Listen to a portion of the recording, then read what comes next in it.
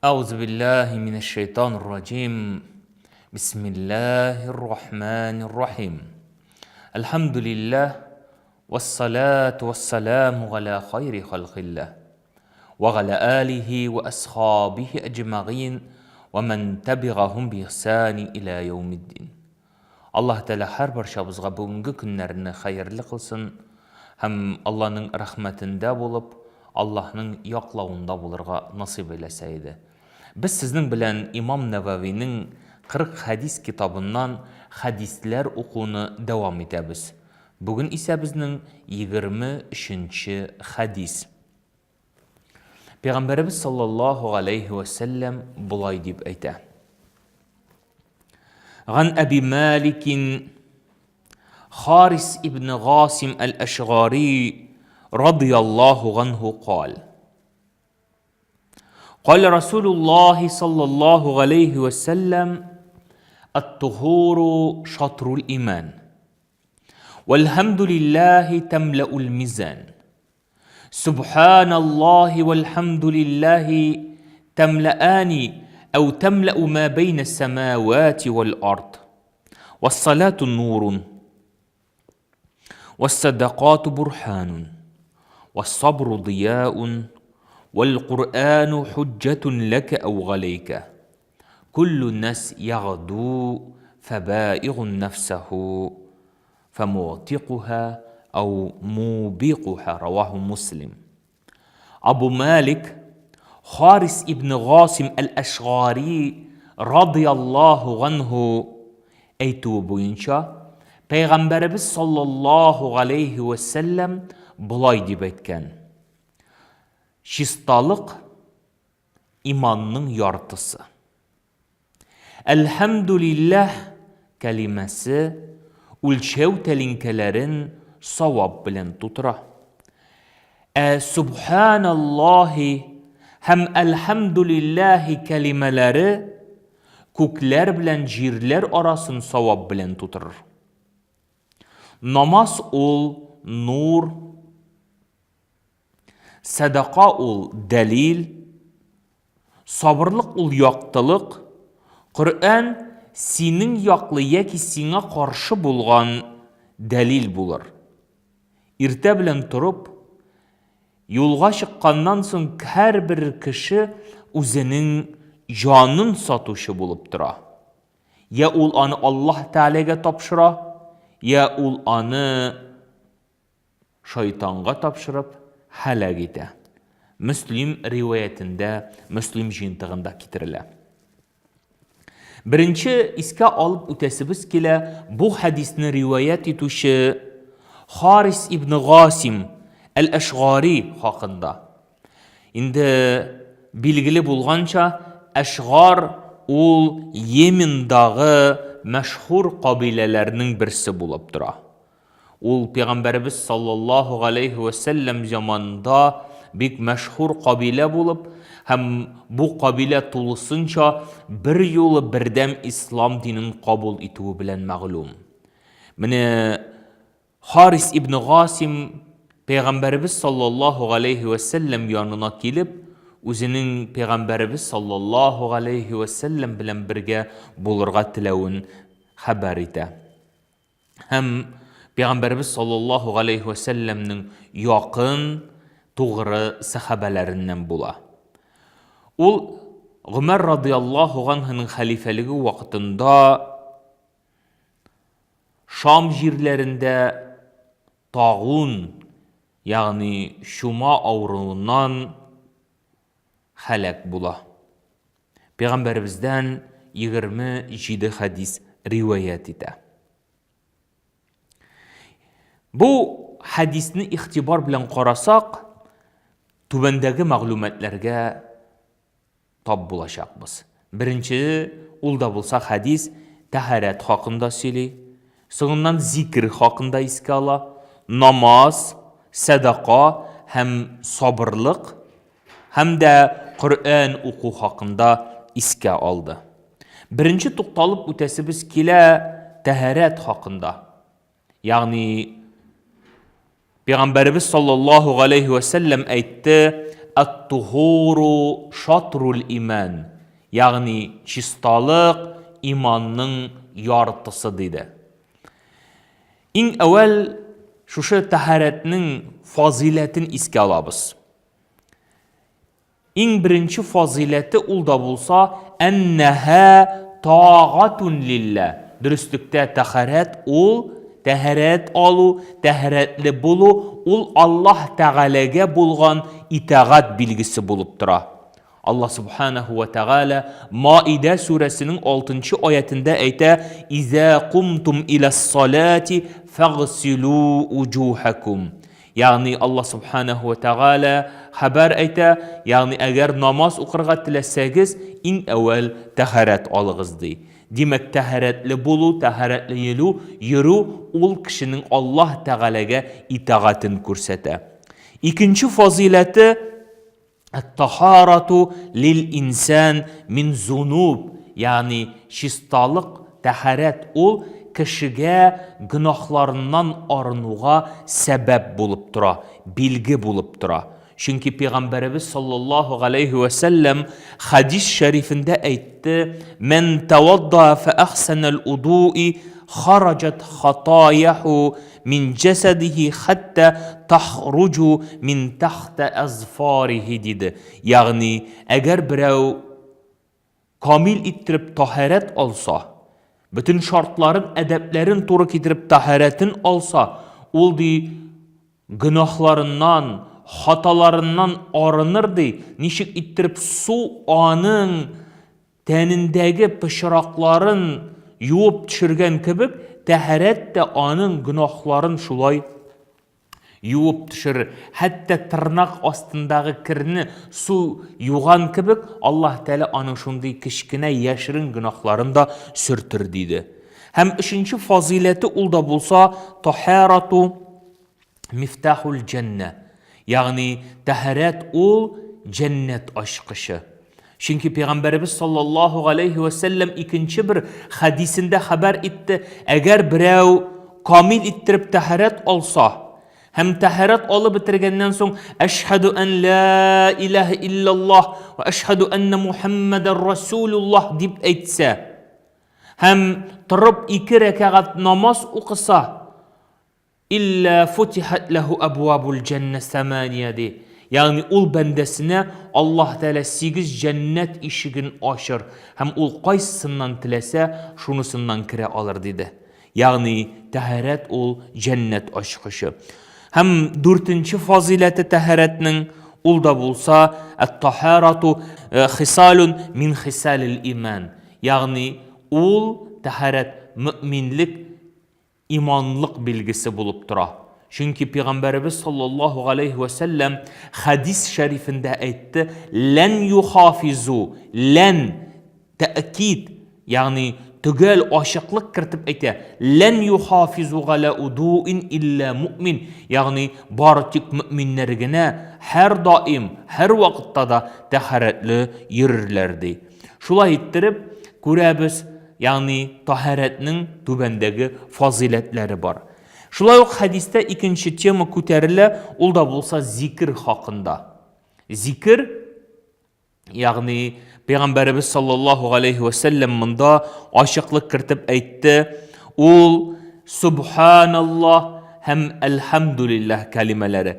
Беренчесендә әйтте: әлхәмдүлиллаһ кәлимәсе әйткән сайын, һәр әйткән сайын үлчәү тәлинкәсенә савап булып төшәр. Әгәр инде субханаллаһи, әлхәмдүлиллаһ дип әйттең икән, шушы 2 кәлимә күкләр белән җирләр арасын савап белән тутырыр. Һәм зикрнең фазиләтенә килгәндә, Аллаһ Субханаһу ва Тәгалә Коръәни Кәримдә ачык иттереп әйтте. Ягъни Аллаһ Тәгаләне күп зикр кылучылардан булыгыз. Дөрестлектә зикр кылу күңелләргә тынычлык иңдерүче, күңелләргә тынычлык салучы дип хәбәр кылды. Һәм күрәбез, Аллаһ Субханаһу ва Тәгалә Кәһф сүрәсенең 46-нчы аятында ачыклык кертеп әйтте: "Әл-малу вал-бануна зинатул хаятуд дөнья." Дөрестлектә мал һәм Балалар бу дөньяның зиннәте булып тора. Вәл-бақияту салихату, калган изге эшләр, калган изгелекләр, алар Аллаһ Тәала каршында күпкә хәерлерәк һәм аның дәрәҗәсе дә өстенрәктер диде. Шуның өчен Аллаһны зикр итү ул субханаллаһ, әлхәмдүлилләһ, Аллаху әкбәр, ла илаһа иллаллаһ дип әйтү зикрләре, булар безнең барысы да һәр вакытта да намазларыбызда кабатланып тора. Аллаһ субханаһу ва тәгаләне зикр иткән сайын кешенең күңелендә тынычлык урнаша һәм шул ук вакытта аның дәрәҗәсе үсә. Аллаһ субханаһу ва тәгалә хәбәр итте: Я айюхаллазина аману, эй иман китергән бәндәләр, узкуруллаһ зикран кәсира, дөрестлектә Аллаһны күп зикр итегез, күп зикр иткән хәлдә Аллаһны искә төшерегез диде. Шул сәбәпле без Аллаһның әмрен үтәп, Аллаһның боерыгын кылып, һәр вакытта да зикрдә булырга тиешбез. Пәйгамбәрбез саллаллаһу алейхи ва саллям әйтте хадисендә: Сезгә хәбәр биримме шундый гамәл хакында, әгәр сез аны эшләсәгез, сез үзегездән алда булучыларны куып тотарсыз.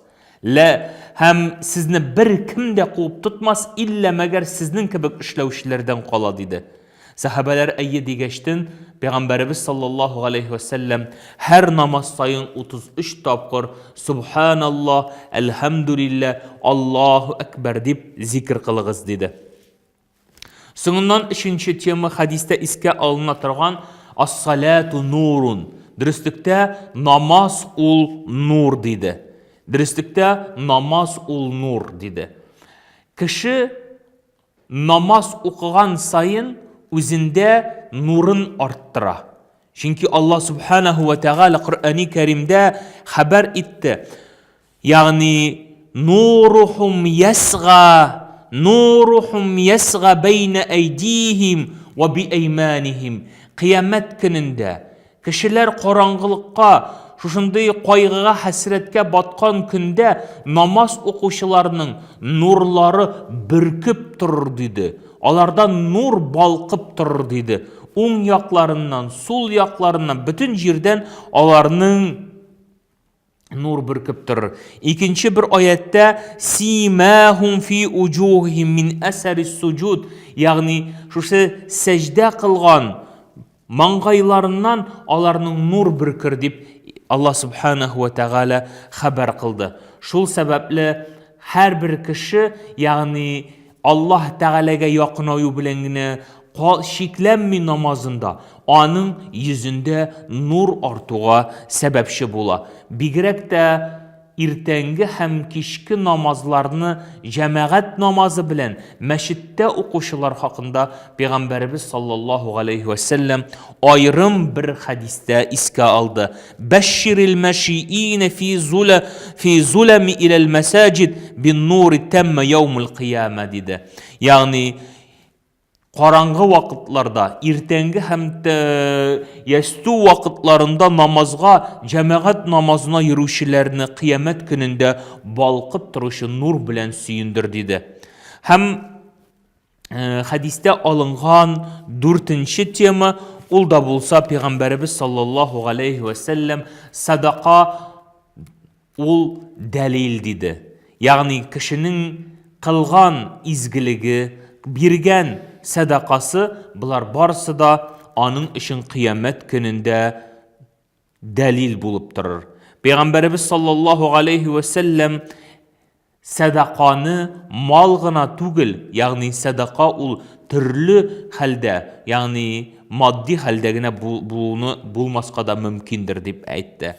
Хадистә алынган 5нче тема ул да булса, ул сабырлык. Сабырлык ул кешенең диясы, яғни аннан яктылык бирүче сәбәптер диде. Әвәлге хадисләрдә без сабырлыкның төрләре хакында искә алган идек. Яғни Аллаһ субханаһу ва тәгалә сабыр итәргә боерды һәм сабырлык үрнәге буларак безләргә Әйюб алейхиссаламны үрнәк итеп куйды. Һәм Коръәни Кәримдә аның хакында әйтте: «Инна ваҗаднаху сабиран» диде. Дөрестлектә без ул Әйюб алейхиссаламны сабыр итүчеләрдән таптык диде. Аллаһ Тәала аны иң каты, иң авыр сынау белән сынады. Һәм шушы сынау нәтиҗәсендә без күрәбез, Әйюб алейхиссалам Аллаһ Тәаланың әманәтен төшермәде, өстеннән дәвам итте. Һәм шул сәбәпле Аллаһ Тәала без аны сабыр итүчеләрдән таптык диде. Әгәр сабыр иткән очракта ни була дигәндә, бәшширис сабирин, ягъни сабыр итүчеләрне сөендер. Нәрсә белән? Әгәр алар авырлык килсә дә, җиңеллек килсә дә, алар Аллаһ Тәаләгә тәвәккәл кылучылардан булыр. Һәм Аллаһ Субханаһу ва Тәгалә аларны шиксез әҗрләр белән һәм җәннәтләр белән сөендерде. Хадистә искә алынган соңгы тема ул да булса Коръән. Коръән синең өчен яки сиңа каршы дәлил булып тора. Коръән Кыямәт көнендә Коръән синең яклы яки сиңа каршы дәлил булып торачак. Аллаһ Субханаһу ва Тәгалә Коръәни Кәримне пәйгамбәребезгә бүләк итеп, мугъҗиза итеп бирде. Һәрбер кеше шушы Коръәнне укып үзенә шушында мәгълүмат һәм һидаят таба ала. Коръәни Кәримдә Аллаһ Субханаһу ва Тәгалә мөэминнәр өчен шифа бирде. Һәм Пәйгамбәребез саллаллаһу алейхи ва саллям Коръәнне безгә укырга буйырды һәм хәбәр итте: «Иқраул Коръән, Коръәнне укыгыз, кыямәт көнендә ул укучысына шәфәгатьче булып килер» диде. Һәм әйтте: Коръәнне оста укучылар мәгә сафаратил барара, ягъни изгеләр белән бер дәрәҗәдә булыр диде.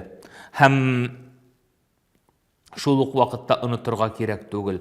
Коръәни Кәримне укып кына түгел, аның белән гамәл кылу, аның мәгънәсенә төшенү мөһимлеген. Чөнки Коръәни Кәрим Кыямәт көнендә кешегә шаһидлек кылыр. Син мине укыдың, син мине искә алдың, ләкин син шушы укыганың белән, ягъни гамәл кылучылардан булмадың. Шул сәбәпле Пәйгамбәребез саллаллаһу алейхи ва саллям безләрне кисәтеп куйды, ягъни Коръәнне укып, Коръән белән гамәл кылучылардан булырга. Һәм хадиснең йомгаклау сүзе буларак искә аласым килә, ягъни Пәйгамбәребез саллаллаһу алейхи ва саллям бу хадисе белән ислам динендә булган кайбер кагыйдәләрне, кайбер нигезләрне аңлатты. Һәм безне Коръән белән дус булырга һәм Коръән укыр алдыннан тәһарәтле булырга, Аллаһ Тәаләгә итагатьлегебезне күрсәтергә, сабыр итүчеләрдән, Аллаһ Тәаләгә гыйбадәт кылып, шуны шөкр итә белүчеләрдән булырга чакырды. Aqulu qawlu hadha wastaghfirullahu al-azim wa li sa'iril jama'atil muslimin. Wassalamu alaykum wa rahmatullahi wa barakatuh.